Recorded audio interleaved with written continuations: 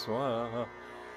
Om Tat Saviturvarenyam Bhargo Devasya Dhimai Dhiyo Yo Nah Prachodayat.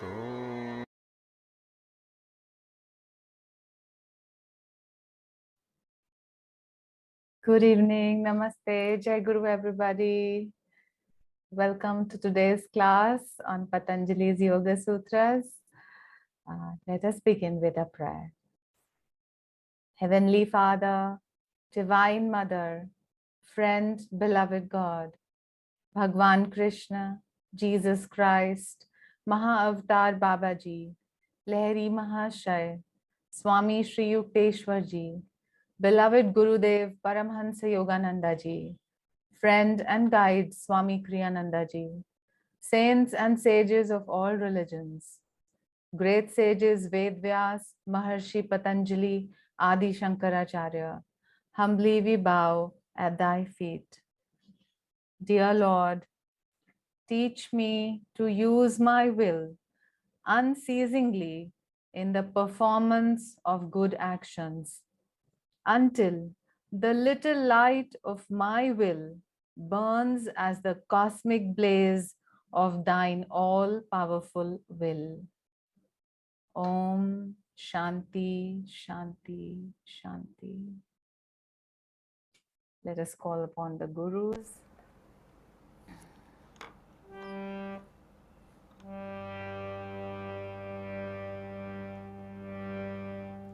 Try to go inwards as we do the chanting, because after the chanting I'm going to lead you into a visualization. So just make sure that your spine is erect, that you are present in this moment, and you leave all other thoughts and work at hand. Just try to go inwards.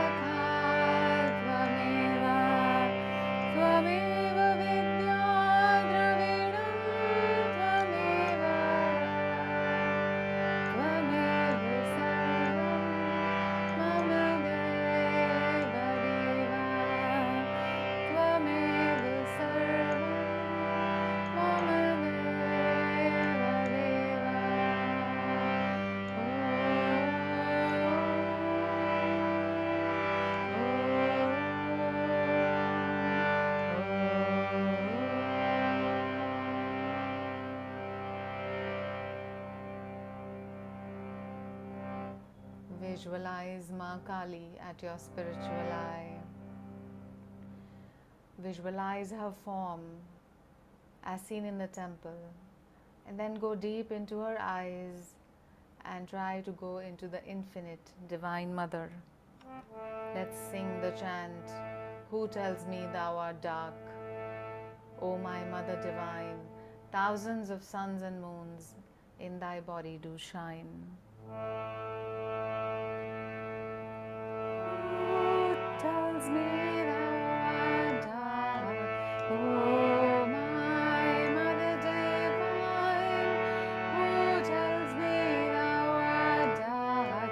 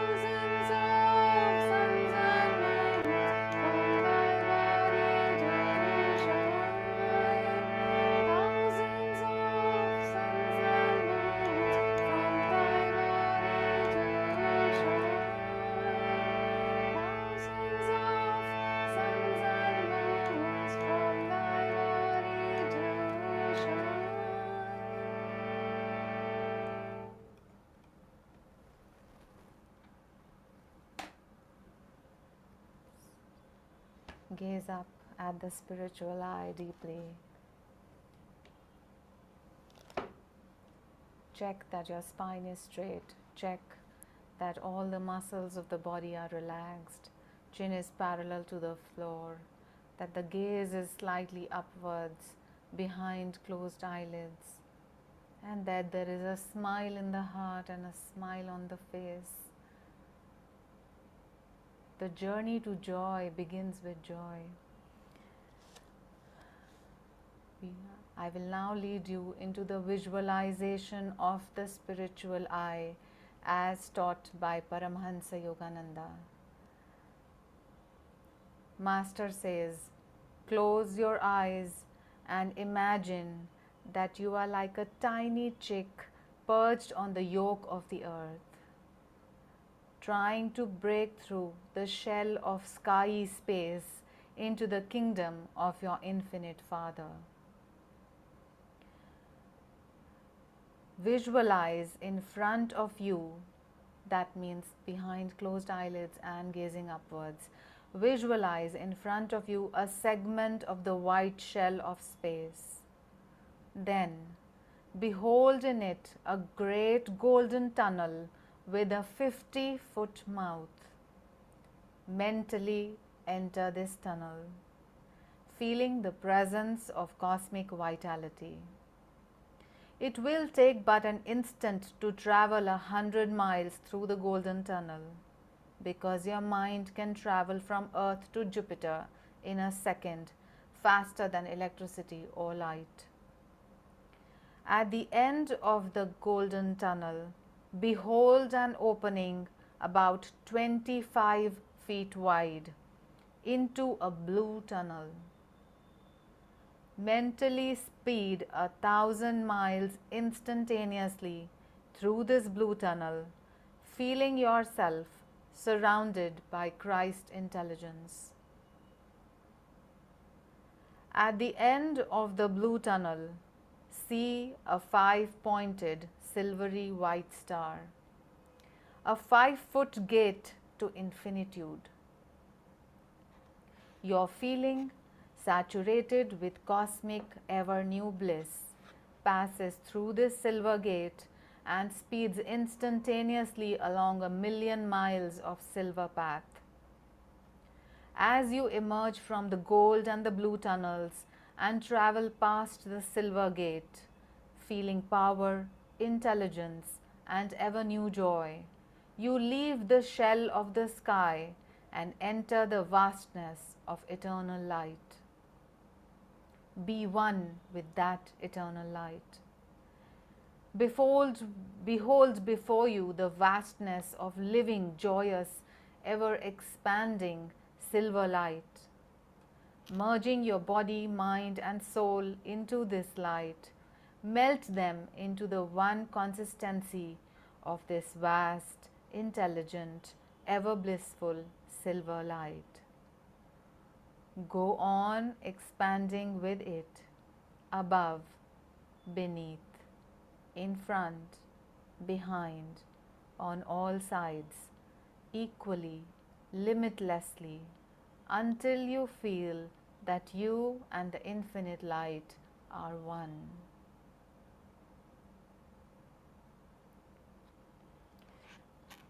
Behold, in this visualization of eternity, two chambers, one of spaceless eternal void, the realm of transcendental God, who is ever existing, ever conscious, ever new bliss.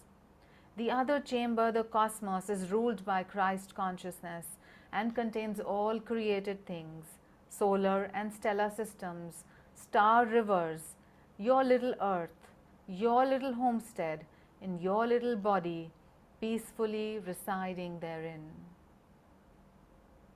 O Son of Spirit, your name henceforth will be Son of Spirit.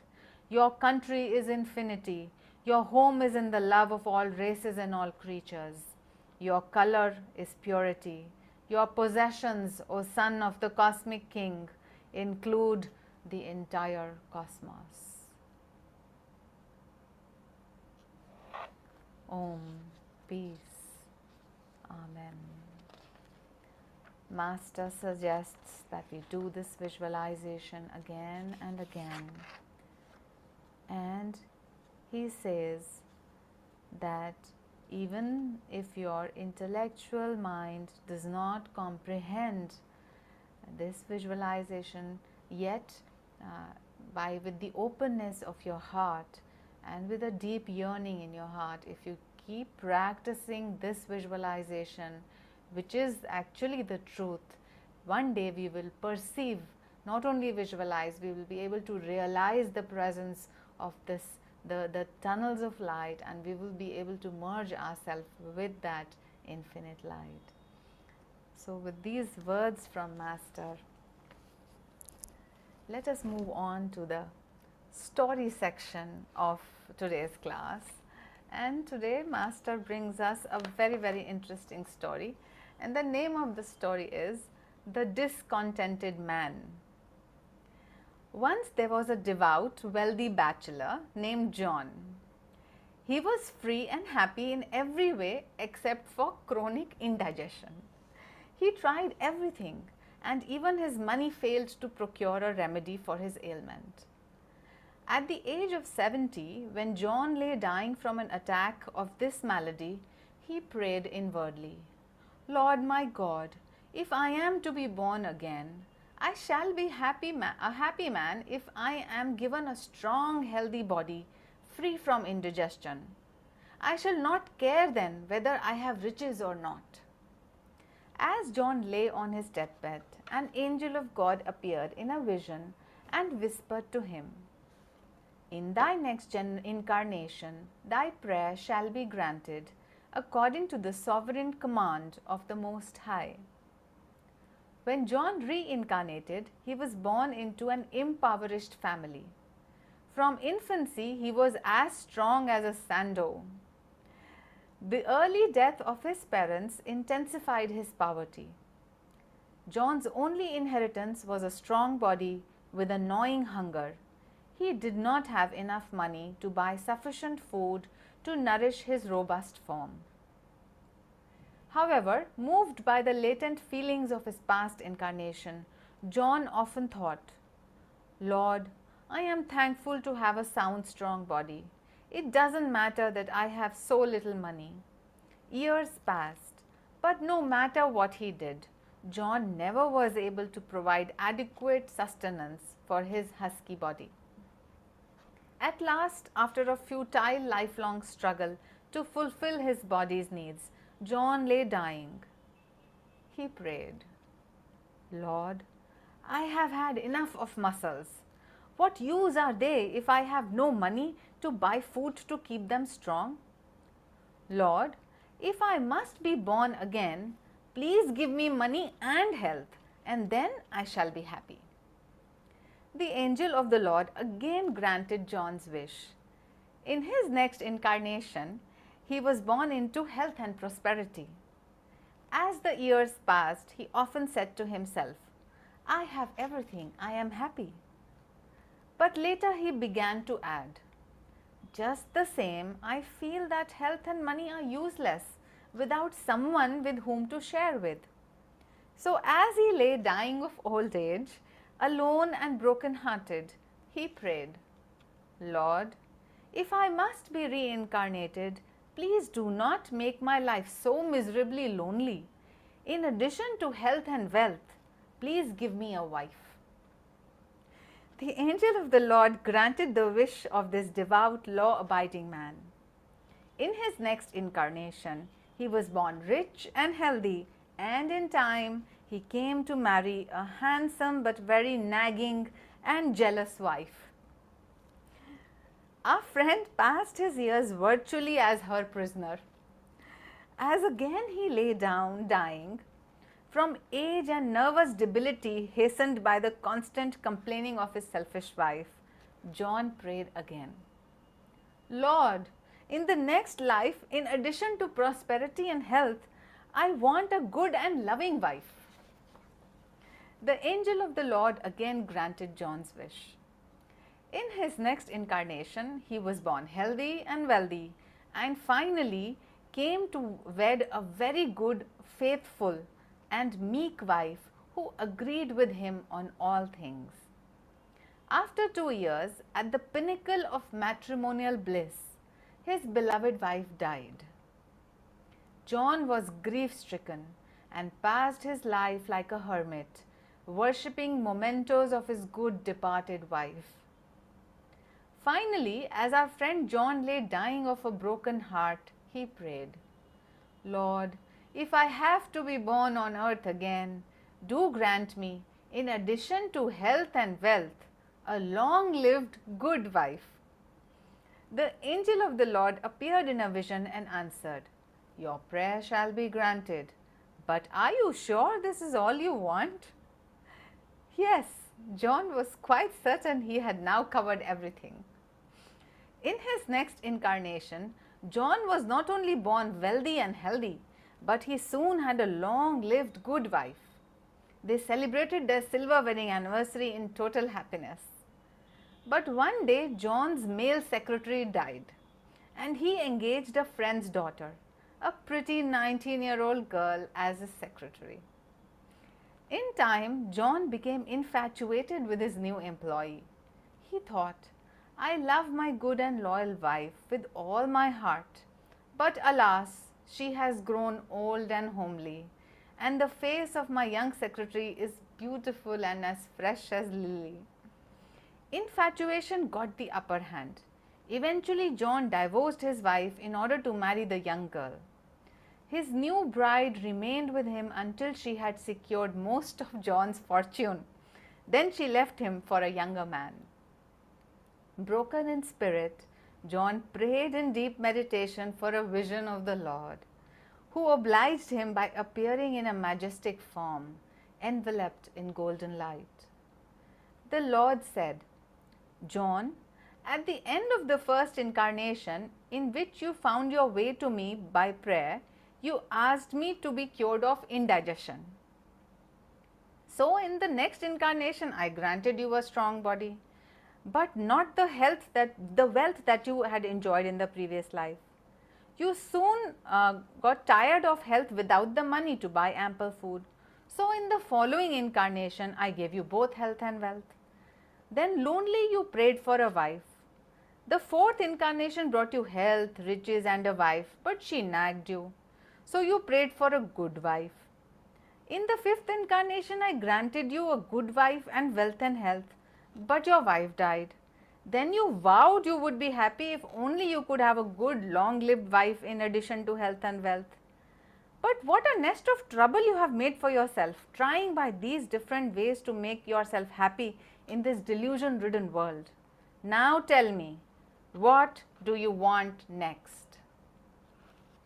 John answered reverently, Lord, I see that there is a catch in everything. I desire of this world So just give me a moment, I'll read this sentence again. So John says, I see that there is a catch in everything that I desire in this world. Now I want nothing but constant awareness of Thee. It matters not whether I am rich or poor, healthy or ailing, married or single, on earth or in heaven, so long as Thou dost teach me Thy way to be happy anywhere, wherever You place me in any circumstance of life. Henceforth, I will use my own free will to do Thy will alone. God replied, My son, your answer deeply pleases me. This earth is but a theatre to which I send all my immortal children to be entertained and to entertain, to play in ever-changing dramas of life with blissful divine detachment. It grieves me to find that most of my children forget that the tragedies and comedies of life are only my unreal dream plays. They become too involved and warp their joys with earthly desires.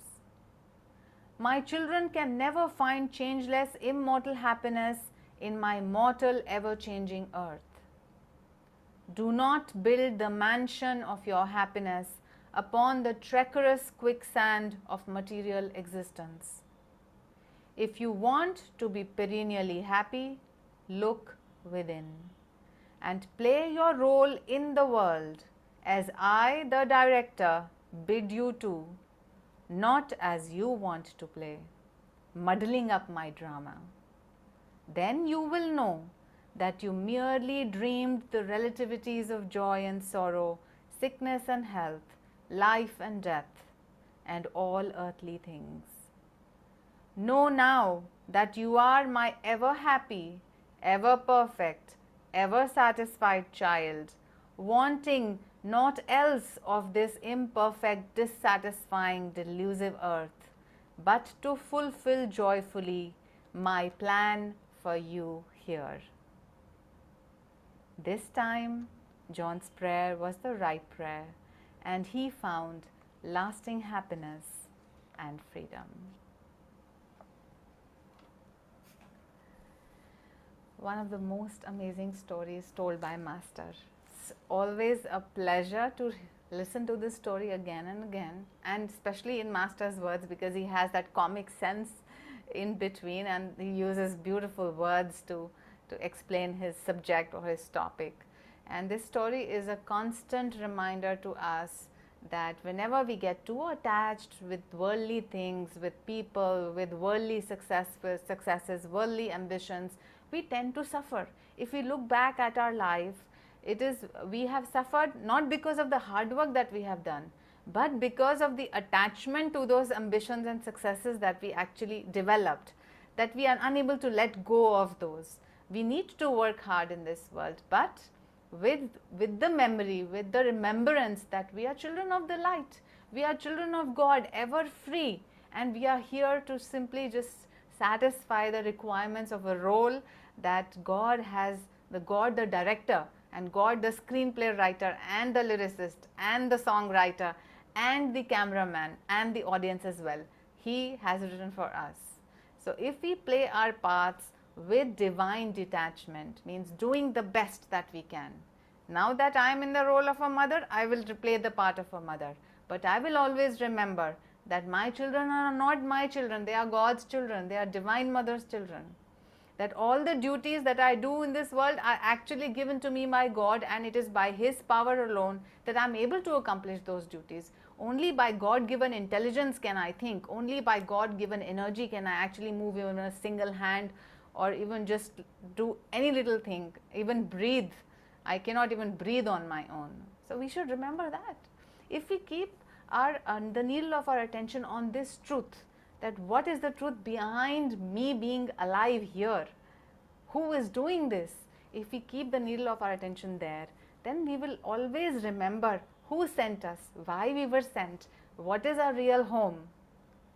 and how should I behave when now that I am on this planet, now that I am playing this particular role, what should be the behavior of God's child, or as a child of the light? How should I behave? And I should remember that if I am suffering, it's because I have developed certain desires and attachments and expectations from this life. And as we have heard in this story, it is useless to expect happiness from this mortal existence, because this is ever changing. So our happiness actually comes from the changeless Atman or self within, and therefore we need to turn inward to find that God is already sitting there in our heart. He is trying to tell us through his inner voice of conscience. He keeps telling us what to do, what not to do, but we listen to our egos. We think, oh, I, me, mine, I am so important, my life, my people, my job, my money, my property.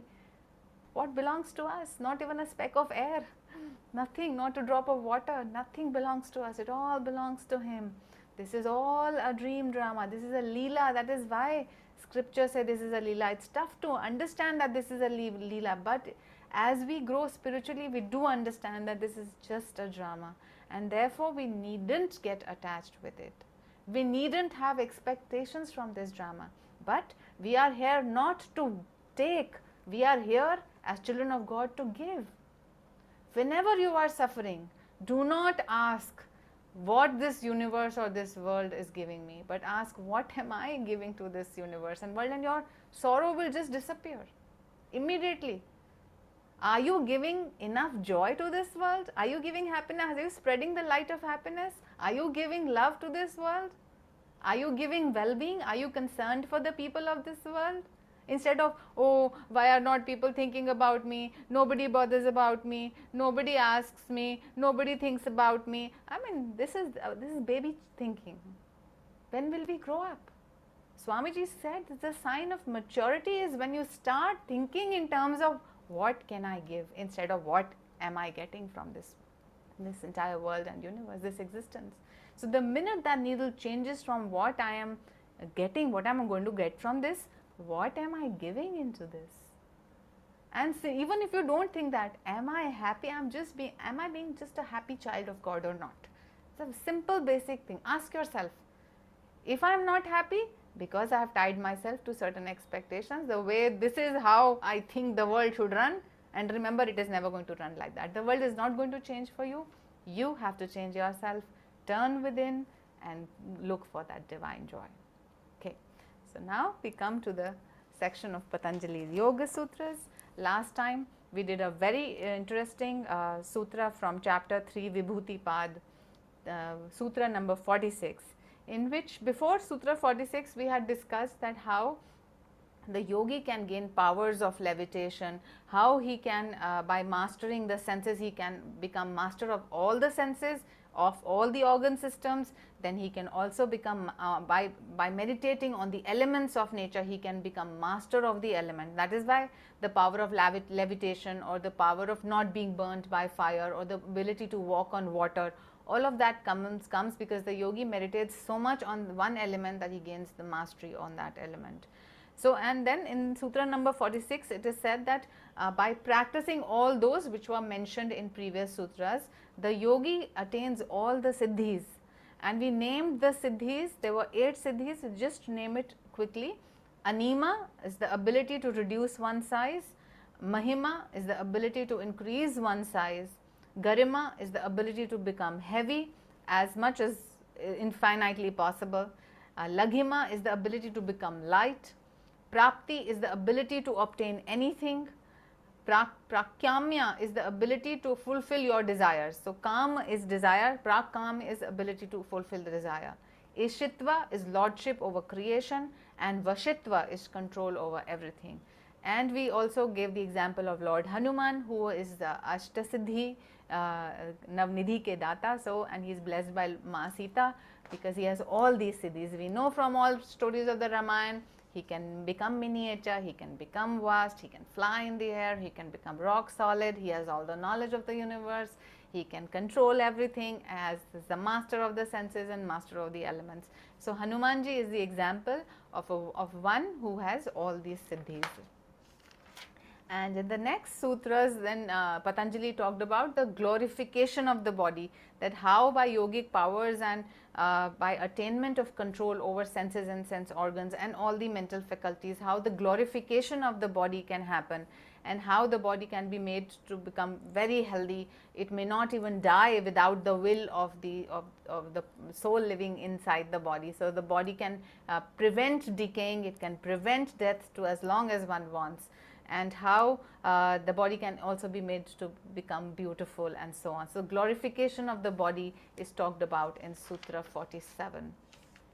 In Sutra 48, Patanjali talked about again how sense perception, if one kind of understands sense perception, one divides the process of sense perception. For example, if you are seeing an object, so then if you divide this, you suddenly say, okay, this is a phone line. But if you divide it in various steps, that the light falls on the phone, the light reflected from the phone goes into my eyes through my retina conveys nervous impulses into my brain, into the visual center. There my visual center sends the signals to the intellectual aspect, जो yogic बुद्धि माना जाता है जिसको, there my intelligence analyzes what is this image, and it tells me, okay, this is a phone. And then till there is hardly any bondage to this worldly existence. But when I say, okay, this is my phone, so when the I-ness comes into it, then the bondage to this this world of sense perception, it starts to happen. And then it is when we start to seek liberation, because this I, me, mine suffocates us, it suffocates our hearts and mind. But we should know that this is how it is happening. There are so many steps involved in my just saying, oh, this is my phone. And if I say, oh, this is my phone, I love it, nobody should take it away from me, I will be so sorrowful if somebody steals it away from me. So then you are caught furthermore, so your emotions are also inside that phone, and you are totally caught up in this world of delusion. So what is the way out? There is a phone, it is there for your utility, but don't be so attached to it कि अगर मेरा phone चोरी हो गया तो बस मैं तो ख़त्म ही हो गया, मैं इतने दुख में डूब जाऊंगा कि पता नहीं मेरा क्या होगा. So this is a change in the attitude that has to be brought about. All the things God has given us for our use, things are for man. Man is not for things. Always remember that. Money is for you. You are not for money. Your existence is much larger than any material thing of this universe. You are the pure soul, existence, consciousness, bliss, Satchidananda. You are greater than anything that this earth or worldly life can offer. You are greater than that. So do not be attached to little things. And so Patanjali says, once you understand these steps, then you become your own master. Okay. Now we come to Sutra number 50. And in Sutra number 50, Patanjali says, Sattva Purusha Anyata Khyati Matrasya Sarva Bhav Adhitravitam Sarvagyatritam Cha. Meaning, by the awareness of the difference between sattva or sattvic intellect and the purusha comes the supremacy over all states and the forms of existence and omniscience. ऐसा कुछ सूत्र number 30 के आसपास भी पतंजलि ने कहा था कि आपको डिफरेंशिएट करना है between the purest of the intellect and the पुरुषा. पुरुषा मीन्स द आत्मिक self, means the Atman, means existence, consciousness, being. So what he is saying is that you should know that you are different from even the finest intellect.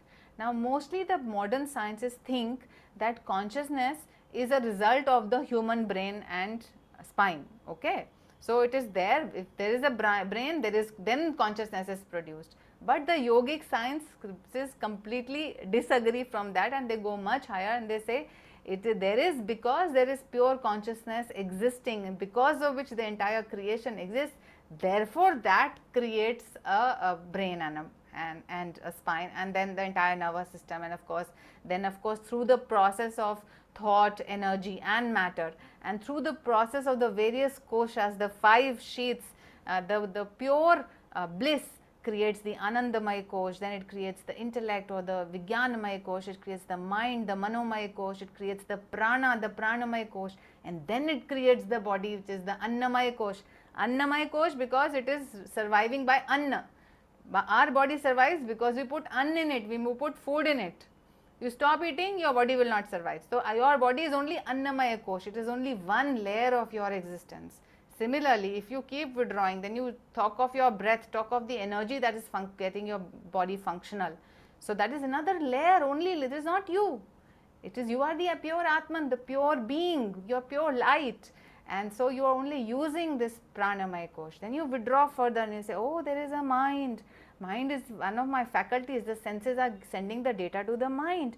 And you observe the workings of the mind and the intellect. The intellect is analyzing, the mind is bringing in the data. But I am the witness. I can watch that all my sense organs given to me in this body are getting in the data, that my mind is analyzing it, that there are thoughts. But if I am watching the thoughts, that means the thought is the object and I am the subject. I am able to dissociate myself from the thoughts of the mind. I can watch them, and if I follow the yogic path as described by our Guru, I will be able to control my thoughts. I should not be the servant of my thoughts. Why should I be the servant of my thoughts? I am the master of my thoughts. This is the goal of yoga. If I want, I will think. If I don't want, I will not think. That should be the power. Why should you be forced to think again and again against your wishes? Why? Because it's become your habit. Because you have not trained your mind otherwise. You have never trained your mind to stop. Therefore, the Guru comes in. The Guru comes that he knows that you have a willing heart, that you are a good soul, but you have lost your way in this worldly maze. So the Guru tells you how to bring control over prana, how to bring control over your mind, how to become a master, and know that you are the light. You have forgotten that you are the light, and you're so merged in this earthly role. So very, very important. So you have to differentiate. So only a very, very alert and aware person can all the time discriminate that he is the witness consciousness, and that his body, his prana and his thoughts all are objects. And that's what he says, the one who can, and even the purest of intellect, the finest of intellect, the Purusha or Atman is beyond even that. And by doing that, you will gain omnipresence and omniscience. This is the promise of the scriptures. You detach yourself from mere body and mind personality complex and know who you really are. And then you will become omnipresent and omniscient. Swamiji also says the same thing. By recognition of the distinction between sattva and the self, one attains supremacy over all states of consciousness and thereby becomes both omnipotent and omniscient. All powerful, present everywhere and all knowing. Sutra number 51. Tat vairagyat api dosh bij kshaya kaivalyam. Meaning, by vairagya, even regarding that, means the powers which have been described previously, the seed is destroyed and kaivalya is attained. On this, Swami Vivekananda says, by giving up even these powers and the destruction of their seeds, one attains kaivalya. Patanjali has warned us previously also. He mentions all the powers that are the siddhis and the nidhis that are available to a yogi, that he can become invisible, he can become a source of light, he can levitate, he can do all the various things, and how he can do that also Patanjali has explained in all the previous sutras. But he warned us, for a yogi who is looking for self-realization, for a yogi who wants to merge himself with the infinite, these powers can prove to be obstacles. And why these will be obstacles? Because they will strengthen your power of I, me and mine. If the ego is strengthened, when the moment you start thinking, oh, I have this power, there starts delusion. And there you will start going towards suffering and pain and dissatisfaction. So yes, there are powers existing in the universe, and yes, there is a yogic science through which these powers can be gained, but that is not our goal. Our goal is to remember that we are children of the light, and then to just become the light in which this universe exists, the light that exists beyond this creation, and to remember that we are infinity, eternity and joy itself. And we have always been that. The minute you have this realization, you feel, oh, I have always been that. I was only mistaken. I was only having a mistaken identity that I am this little ego. But I have always been the light. Swami Kriyananda ji also says the same thing. By non-attachment, even to the siddhis, the powers, the seed of bondage is destroyed and supreme freedom is attained. Once our bondage to ego is finally and completely snapped, there is nothing more to be attained. There are no other outer kingdoms to be conquered. We are supremely free. Sutra number 52. Sthani upani mantrane sang samay akarnam punah anishta prasangat. Meaning, on being invited by the devatas, there should be no attachment and pride because of the possibility of revival of the undesirable. This is an amazing sutra. The yogi should not feel allured or flattered by the overtures of celestial beings for fear of evil again. So that means when the yogi is trying to attain to samadhi, he will find that angels appear to him, great devas, and they may appear to him, and they may allure him of powers, and they may praise him. But even then the yogi should be even minded and not fall into that trap. Why is it a trap? Now, interesting story many of us have heard, but for those who have not heard, this is the story of Agastya Rishi, Agastya Muni. And it is said that Agastya Muni is like Hanumanji, Agastya Muni is, and Mahavatar Babaji, Agastya Muni is supposed to be Chiranjeevi, means alive always. And he can be accessed by saints, and whoever prays to Agastya Muni can offer blessings and whatever the seeker is looking for. So it is said that Agastya Muni was meditating, and the Lord Indra sent his chariot and a messenger to him to say, okay, now is the time, I have come to take you to heaven. And Agastya Muni says, okay, this place that you are talking of, it sounds nice, but first you have to tell me, what are the advantages of going to heaven? And the messenger says, well, this is a queer question, nobody asks me this question, but since you have asked, I will answer. So he starts telling that it's a beautiful place. Just by willing, you can manifest anything. Everything is in your command. There is no decay, there is no death, there is no pain, and it's a very, very beautiful and awesome place. So he describes the heavenly existence. And Agastya Muni says, wow, it sounds nice, but according to what I have learned in this life, I have learned that whatever has advantages does have disadvantages too. So, O messenger, please tell me, what are the disadvantages of going to heaven? And the messenger says, well, nobody has ever asked me this question, I have never heard this, that heaven will have disadvantages, but let me tell you, now that you have asked, there is one disadvantage of going to heaven, is that when your earthly good karma starts to get finished, then you will have to come back either to earth or to another form of existence to continue your cycle of birth and death. And when that point starts to come, then a sadness comes over the soul, because he knows that he has to go back and play that drama again. So this is the disadvantage of going to heaven, that even that ends, even that is not infinite. However long it may be, but even that ends. So Agastya Muni says, well, this sounds to me a very big disadvantage. So tell me, is there any place that transcends this heaven that you are talking? Is there anywhere else that I can go, or anything that does not have a disadvantage, or anything where I needn't come back again? So the messenger says to him, blessed you are, O saint, that you have asked this question.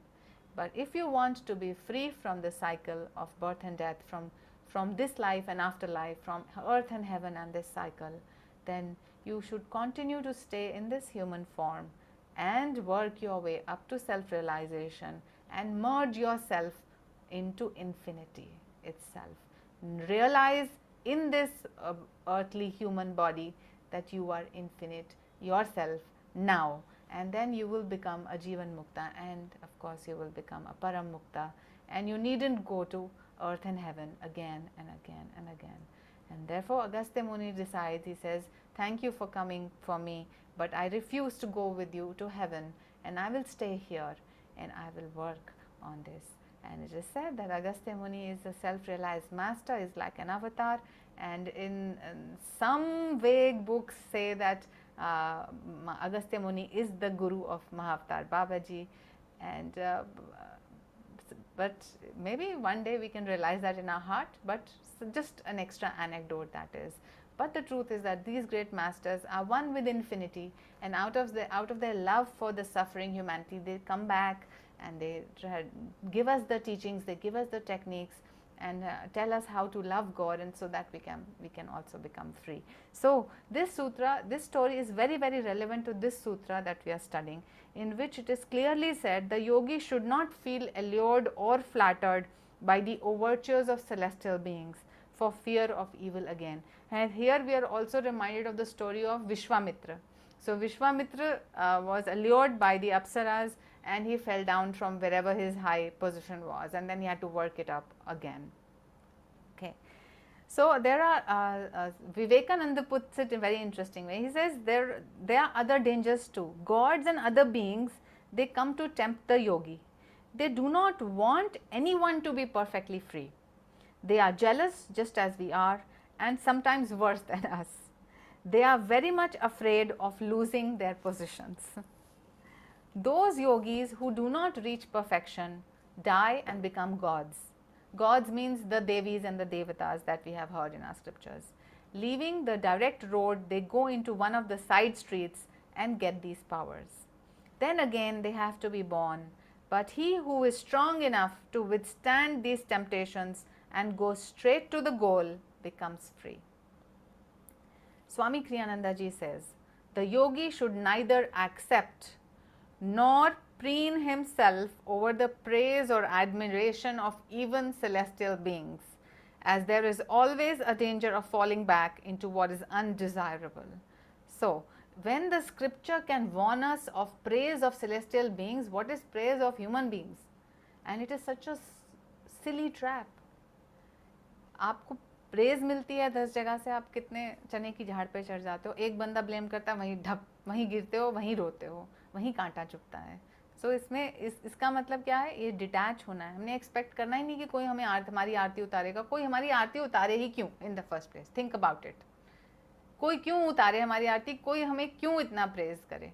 अगर true friends हैं तो वो appreciate ज़रूर करेंगे, और अगर कहीं से अप्रिसिएशन नहीं आ रहा तो वो वैसे भी ट्रू फ्रेंड्स होते भी नहीं हैं in a sense. So why just bother about people if they are not praising you? You got to do your work. दुखी होके भी वही काम करना है, हंस के भी वही काम करना है, तो हंस के करो ना. एक्सपेक्टेशन छोड़ दो ना कि कोई हमारे को पूछे, कोई हमारी प्रेज करे तब हम अच्छा करेंगे, और आप अपने लिए कर रहे हो, उनके लिए थोड़ी कर रहे हो. So always remember that you have to just do your best for your own self. Be happy, have the satisfaction of having done your best. When you sleep at night, don't cry because 10 people did not praise you, but be happy that you did your best. और mistakes तो होंगी ही इस दुनिया में. ये दुनिया ही ऐसे बनी हुई है, it's an imperfect world. And let's remember what Krishna said in the Bhagavad Gita. He said you've got to do your duty even if you do it imperfectly. आप अपना धर्म छोड़ के दूसरों के काम नहीं करने लग जाओगे. आपको ये लगने लगता है कि ओहो ये पंडित तो बड़ा आसान काम कर लेता है, मैं अपना धर्म मीन्स अपनी राइटियस ड्यूटी छोड़ के इसका कर लेता हूँ, तो आप फंस जाओगे. आप उसके अलग कर्म है, आपका अपना कर्म है. आपको अपना कर्म करना है, अपनी ड्यूटीज निभानी है, और चाहे इम्परफेक्टली करो, चाहे उसमें गलती भी हो जाए, no problem. God is there to help you, guru is there to help you. Keep doing your duty without any expectation. Do not expect anything in return. Automatically the fruit of joy will come. When it has to come, it will come. It is yours already. Okay, so do not be bothered about what people think about you, or what you're going to get in return. There is a beautiful poem in Whispers from Eternity which Guruji has written, and this is what he says: if all gods protect me behind the parapets of their blessings, But I receive not my Guru's benedictions. I am an orphan left to pine spiritually in the recesses of thy displeasure. And but if I am protected by my Guru, I don't care if anybody pleases me or not, whether on this earth or whether a celestial being. So that is the importance of the Guru.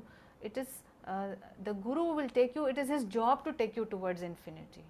So trust the Guru, follow his teachings, apply his teachings to your life, follow the techniques, keep holding on to him. He has been given the job by God to bring you back home. Okay so yes, ये मेला इतना शानदार है, ये दुनिया का मेला और फिर haven के मेले, हेवन के भी कई लेवल्स हैं, वो इतना शानदार है कि आपको वहाँ के रंग आपको ज़रूर अट्रैक्ट करेंगे, आपका मन करेगा इधर उधर जाने का, लेकिन वो सारी डाइवर्जन्स हैं. So always set your goal at the highest. I have to become, I am the light. I have to realize that I am the infinite light in this life. I am in this body, like as we read in the story, however different desires we may have, good wife, more money, more health, eventually it is all going to turn up into one khichdi and one sadness. So our true goal is to become Satchidananda. Do not settle for less. कि हाँ थोड़ा सा अब मैंने meditate करना शुरू कर दिया, मेरी लाइफ ना थोड़ी पीसफुल हो गई, मुझे बड़ा अच्छा लग रहा है, बस मुझे तो इतना ही चाहिए था. It's a world of duality. Pain will come again. It will knock on your door again. Don't think that peace is eternal. You will get eternal peace when you become peace itself. So do not settle for less. Keep your goal as Satchidananda, the light, the joy, the wisdom itself. And hold on to the Guru is the channel, the frequency, the door which will take you into that infinity. And all you need to do is surrender, and surrender means an active surrender, means doing the best and yet going by his will, God's will. And Guru does not ask anything of you which is not of God's. Guruji always said God is the Guru. So he is the voice that speaks to us through his teachings. What God wants to say, God also needs channels. So he uses the Guru as the channel to send his truth. And if we tune ourselves with that truth, we are going to be free in this life. It is achievable, believe that it is achievable, and then work for it. And do not settle for less. Sutra number 53. Shan tat kramayo samyam vivek gan jnanam. By samyam on the moment and its order of succession is born the knowledge of realization of the ultimate reality. We will understand this in a moment. By making samyam, samyam for those who have not heard the previous sutra, samyam means single pointed concentration and meditation. So by making samyam on the particle of time and its multiples and its succession comes discrimination. Amazing, isn't it? So talk about हमारे scriptures में moment को हम जैसे English time में हम कहते हैं hours हैं, minutes हैं, seconds हैं and so on. इस तरह हमारे जो शास्त्र हैं उन्होंने बहुत बहुत बढ़िया divisions कर रखे हैं, moments तक बना रखे हैं और घड़ी जिसको बोलते हैं और I don't know the complete language that they use, but they have divided time so beautifully. And it is said that if you concentrate on the movement and succession of time, then also you can go beyond time. So again you will gain mastery. Eventually time is also a delusion. अगर आप अभी आंख बंद करो और आप 1 minute के लिए अपनी कॉलेज लाइफ में पास्ट में माइंड में चले जाओ, आपको वो विविडली रिवाइव हो जाएगी, ऐसे लगेगा आप वहीं हो. It actually feels like you feel like you meet your friends, you feel oh ये तो हम साथ ही थे, कभी से लगता ही नहीं कि बीच में 20-25 साल गुजर गए. Actually this is how it happens. Time is a delusion. So but while you are passing through the moments it appears to be real, but time is a delusion. And agar even if it is not a delusion, then even if you work and meditate on the succession of time, then you can go beyond time and see that how time succeeds and how this is actually working, how this world is working. Okay.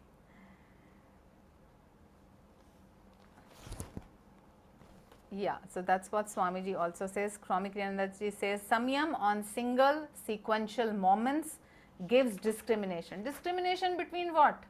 क्या differentiate कर रहे हैं हम? Discrimination between what is real and what is unreal. And what is real and unreal में बहुत मुश्किल नहीं है समझना. Truth और untruth में क्या फ़र्क है? So just take a minute to tell you, the time for the class is only 2-3 minutes left, but since we have only 3-4 sutras to cover for this chapter, we are going to take a little extra 5-7-10 minutes and finish Vibhuti Pad today, so that with next class we will start Kaivalya Pad. Okay, so just if anybody needs to leave early, please do so, but we are going to continue for another 7-10 minutes. Okay, so question for everybody, people who are present there, what is truth? Anybody, how will you define what is truth and what is untruth? Anybody wants to share their thoughts on this? It will be nice. Anybody? What is truth? Well, in my opinion, there is nothing which is true. What is true for me may not be true for you. I look at a thing from my opinion, so that becomes my truth. If the same thing is looked from your angle, that is your truth. For just a small example, for me, right now it is evening. But probably it's dusk, it's evening. But probably for an owl, their truth is this is dawn. Right? So this is again my small take on. Okay, so what Sumanto is saying here is that truth in this world, it's a relative thing. It may be multifaceted. What may be true for one person in a moment may be a different truth for another person, for another being or another. In fact, if it is day for us in India, it is night for the people in America. I mean, different species पे ना भी जाएं तो भी हम ऐसे भी देखें तो भी ये relative है. That's what this thought has come up. Okay, anybody, any other thought? Ma'am, Okay, yes, Padma. ma'am, for me, truth is infinite. Truth God is truth. Truth. God is truth. God is truth. Okay. Infinite eternity is the truth. Okay. For Okay. me. Okay. And what about you? You are true or not? Yes, ma'am. Okay. Okay. Thank you, Padma. So the another thought is that infinity is truth, eternity is truth, God is truth. Excellent. Okay. Any other? Sandeep ji, yes. Yeah, it's the same thing which I wanted to say, that because otherwise everything is delusion, then we think this is true, this is true, this is not true, but actually everything is true, nothing is true. It's only thing is God. Okay. Okay. Great. Thank you. All right. So जब सिख लोग एक दूसरे से मिलते हैं तो क्या कहते हैं? सत Shri Akal. So Sat is truth, Shri is God, Akal is timeless. Okay, so truth is God and God is timeless. इसको थोड़ा समझने के लिए हम कहेंगे ट्रूथ वो ट्रू है, चीज़ ट्रू है जो कि एवरी मोमेंट ऑफ टाइम में ट्रू है और every point in space true है. वही ट्रूथ है, बाकी सब अनट्रूथ है. और इसके लिए the common example that I use is that you go to a garden and on a particular day and you see a beautiful rose there, a red rose it's a complete, it's blossoming there, and you say, okay, this is a rose and it's so beautiful. But you go there after 1 week, the same place, and you find that there is no rose. Rose is gone. So rose is a temporary reality. It is not true in all points of space and it is not true in all points of time. Therefore, similarly the human body, it is true only for 100 years or so, but after that it is not there. But truth तो वही होना चाहिए जो eternity है, जो infinity है, जो हमेशा सच है. तो ये मानव जन्म या मानव शरीर ट्रू क्यों नहीं है? क्योंकि वो eternity के लिए नहीं एग्जिस्ट करता है. सिर्फ एक ही ट्रूथ है जो इटर्निटी के लिए एग्जिस्ट करता है, इनफाइनाइट है. किसी भी पॉइंट ऑफ टाइम में वो ट्रू रहेगा और किसी भी पॉइंट ऑफ स्पेस में वो ट्रू रहेगा. And that is why that is God and that is timeless. The rest is a passing picture. The rest is like a dream, momentary, temporary, impermanent, evanescent, whatever words you can put it. है, अभी नहीं है. हमारे लिए 100 साल बहुत बड़े लगते हैं, but if you go back you know and you see from a bird's eye view, ऐसे निकल जाती है एक life time, just a snap of a finger. Okay, so truths, that is why we the Atman are always true, we always exist through eternity and infinity, but these bodies, minds and personality complexes, these are temporary, so do not be attached to them.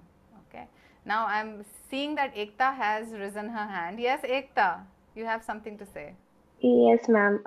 Just to add, in fact, you already mentioned it that when we say truth, God is true, yes. And since we are image of God, our Atman is also true.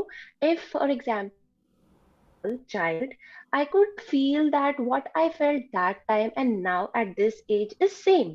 My body has changed, my face has changed, my everything has changed, but I am still the same as I was 4 or 5 years as I remember, and now as I am 38 years, and still I feel that inside me I am same and I will be same.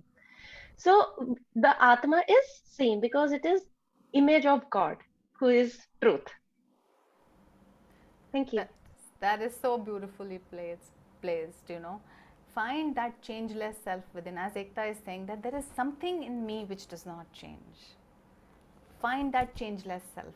The body will keep changing, everything, the scenes around you will keep changing. Your mind will have different thoughts at different ages of the body and different conditions. But there is something inside you that does not change.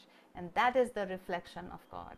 And through meditation, that is what we endeavor to find. And when we find that constantly 24/7, we know that we cannot die.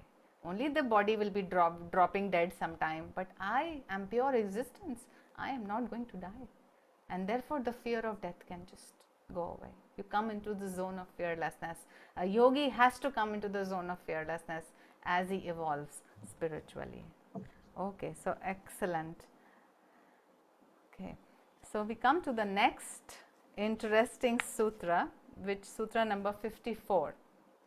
And here Patanjali says, Jati Lakshan Deshayo Anyata Annavachchedat Tulyayo Tata Pratipati, meaning those that cannot be differentiated by species, sign, place, even they will be discriminated by the above samyam. So जो पिछले concentrations mention करे हुए हैं, so वो भी आप मतलब you will be able to see the truth of anything, even if it apparently appears to be the same, and you cannot, your intellect cannot differentiate between two similar things, but because you will slowly become omnipresent and omniscient, you will know the finest of the knowledge that is to be gained on this planet by all the samyam. Samyam is again single pointed concentration and meditation by on infinity, or on the difference between Purusha and Sattvic qualities,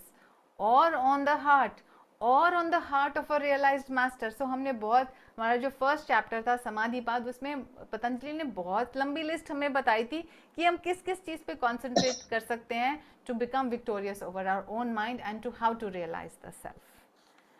So this is amazing. Sutra number 55.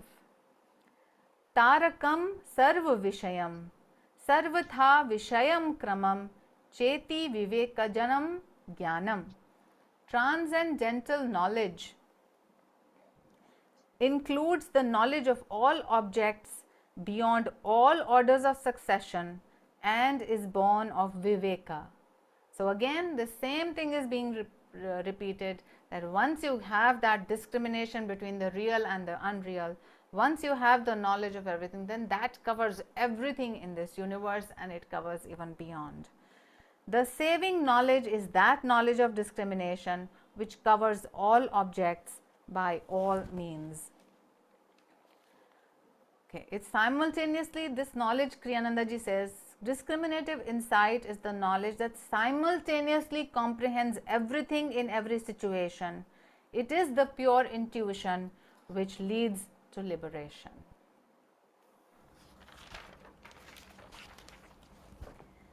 Coming to the final sutra of Vibhuti Pad, that is chapter 3 of Patanjali Yoga Sutras. Sattva Purushayo Shuddhi Samya Kevalyam iti. Kevalya is achieved by equalizing and purifying the illumination of Purusha and Sattva. By the similarity of purity between the Sattva and the Purusha comes Kevalya. So what does this mean? So first he said that you have to discriminate between what is Sattvic intellect, which is pure intellect, and what is Purusha. And then he says, when the Sattvic intellect is purified to that level, that it becomes, starts to show the pure reflection of spirit, then you will know who you are, and then you will attain that Kevalya, that oneness. So we have to, so there is work needed to be done in ourselves. We need to purify our chitta, our mind, our intellect, and we need to surrender the ego so that our mind becomes a shining mirror in which the Atman is reflected. And then it is a very fine type of intellect which actually cognizes that, oh, it is the light of the Atman which is shining upon my intellect, which is shining upon my mind, it is shining upon my sense organs and making it active. So we need to purify our heart and mind. And how do we purify our heart and mind? And that is why God has given, or gurus give us 4 paths, 4 मार्ग हैं. एक है भक्ति का मार्ग, एक है ज्ञान का मार्ग, एक है कर्म का मार्ग, और एक है ध्यान का मार्ग, जिसको राजयोग भी कहते हैं. जब हम ये सब कंबाइन कर लेते हैं तो हम royal pathway to self realisation और रॉयल पाथवे टू लिबरेशन पे चल पड़ते हैं, जहाँ पर गुरु की कृपा से और गुरु को पकड़ते हुए सक्सेस गारंटीड है. If there is anything guaranteed in this universe is that if you love God truly and sincerely with all your heart, all your mind, all your strength and all your soul, and if you ponder, you practice Viveka and Vairagya, if you get detached from this world and get attached to God, and you use your God-given intelligence to discriminate between truth and untruth, between real and unreal, between permanent and passing, and then by the power of your actions you serve the world with all your power and heart and without expecting anything in return. And then when along with all of these, when you practice meditation which is given by the Guru, then your success of freedom, your infinity, your being Satchidananda, your being light is guaranteed. And this is the promise of the scriptures, this is the promise of the Lord and the Guru. It cannot be falsified. So the question comes to us, are we ready for freedom? Have we purified our mind, heart and intellect and bodies that we are willing to receive? Are we wanting to do the tapasya of leaving all unnecessary things of this world and turning single-pointedly towards the infinite Lord, which is our own self? When we are ready, to an extent the Guru appears. Then Guru trains us and then he asks us, are you ready to take the next step? All we have to do is with our sincere heart and open heart say, yes, I will. Yes, I want. I want to be free and I will not settle till I am free. With that thought, let us share the power of this teaching of Kaivalya. You know, in Autobiography of a Yogi, Master ends his poem Samadhi by saying, eternity and I, one united ray, a tiny bubble of laughter, I am become the sea of mirth itself. Let us share this power with souls everywhere. Let us pray together. Divine Mother, Thou art omnipresent, Thou art in all Thy children. Manifest Thy healing presence in all bodies, all minds, all hearts and all souls.